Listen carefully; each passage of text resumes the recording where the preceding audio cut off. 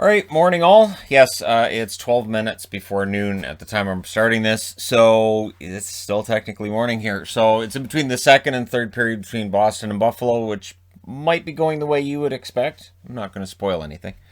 The Canucks have announced over the last hour or so that Jake Virtanen has been placed on leave. Virtanen's been placed on leave because of a sexual misconduct accusation which has surfaced. It's an incident which took place apparently in September 2017.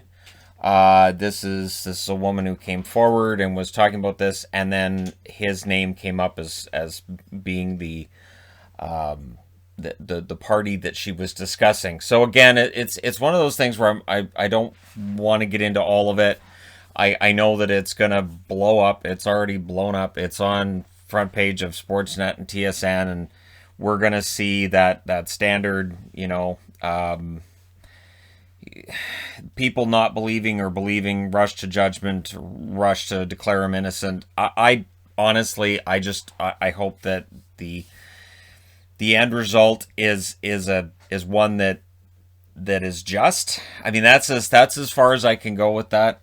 So, yeah, she did contact the police. So this is one of those things that people always ask, well, did they contact the police? Apparently she did, and there were no charges laid.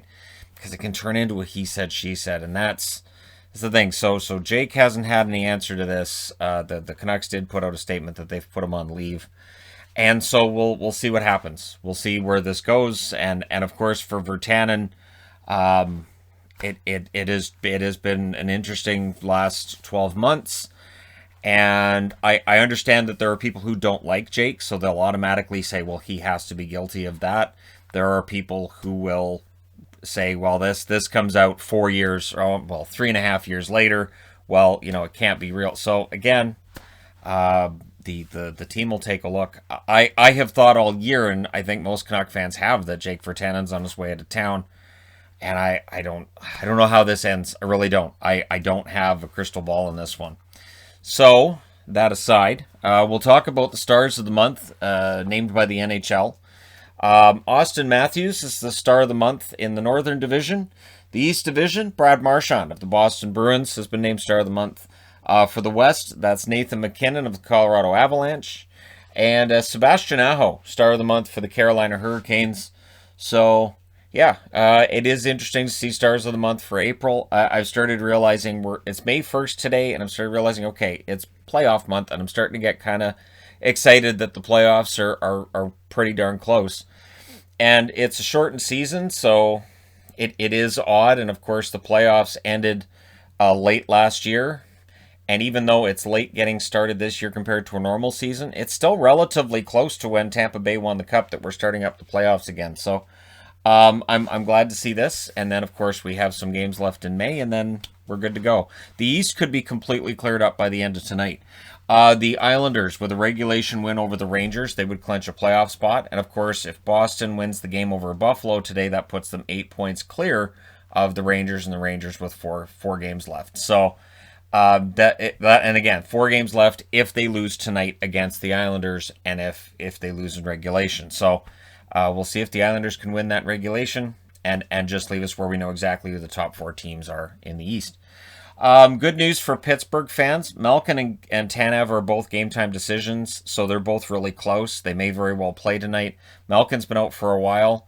Tanev's been out a couple of times this year, so having them both back in the lineup would be huge. And of course, the Capitals lost that last game, so having the Penguins pretty healthy and pretty good to go, it probably makes the night a little bit more difficult for Washington, especially if the Caps still don't have Ovechkin. And I haven't seen news on whether or not Ovechkin's going to play tonight. Dallas, Jason Robertson's been named Rookie of the Month for April, and we'll still have this debate through May. And then they'll announce the the Calder finalists, and Robertson and Kaprizov will likely be 2 of the 3. It would be funny if one or the other wasn't on the list of the final 3, and then the whole internet melts down. But they'll both likely be top 3, and then we'll have that debate, and then they'll announce who won, and either the Robertson supporters or the Kaprizov supporters will melt down. So it's interesting. Every year we have this debate over the Calder, and then the following year we have a brand new one. And every year, and then it doesn't really matter who wins it. It doesn't. I mean, to their contracts, it matters, right? A lot of the times there'll be a clause in their contract. If they win the Calder, they get an extra, might be $500,000, but it's not like that affects us at all. So, yeah, Robertson's been really good, and glad to see him getting the recognition for that. Jaromir Jagr. So I get asked every now and then, when are you going to do a career Jaromir Jagr video? Well, he kind of has to retire first. He's not done.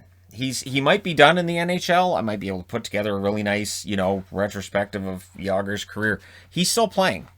He's 49 years of age. It's his 33rd pro season of hockey. And he says, no, I feel like I can keep going. So he's going to play until he's 50 at a minimum. It is remarkable that he can stay in that kind of shape. It is remarkable that he's able to do this and continue to do it, and good on him. So he's coming back for a 34th season, making it look easy. So for guys who retire after, say, 8, 9 seasons, Jagr can call him up and go, why are you quitting? Well, I've been doing this for 33 years. Yeah, it's amazing to watch. This is into Gordie Howe territory in terms of how long he's been playing hockey, and deserves a lot of credit for sticking around that long. And yeah, so good on him. And yeah, again, he hasn't retired, so I can't really do a proper career video, the all-encompassing career video for a guy whose career's not over yet. Because when it's over, I'll look at his European numbers as well. I'll look at how long he played, and that'll be the remarkable part. If I live long enough to see him retire, that may be the problem. He may play for another 30 or 40 years. I wouldn't put it past him. So a lot of discussion between fan bases over the last few days between Toronto and Vancouver regarding the Edler-Simmons fight. I'm going to say this. I agree with Bieksa. You drop the gloves. It's what you do. Edler in that position, he has to drop the gloves. I mean, he doesn't have to, but and you don't get to pick who you fight. So the idea that, Simmons is out there wailing on him. Yeah, that's kind of how that works. And I remember back in the 80s that was just kind of how that worked. It's not like Dave Brown went out there and wouldn't fight a guy just because he wasn't an enforcer, or Shane Churla wouldn't go out and fight somebody who wasn't a fighter. Like this, it's always been that way. And in Edler's case, he knew that he had to answer. He answered. He fought. He didn't get injured.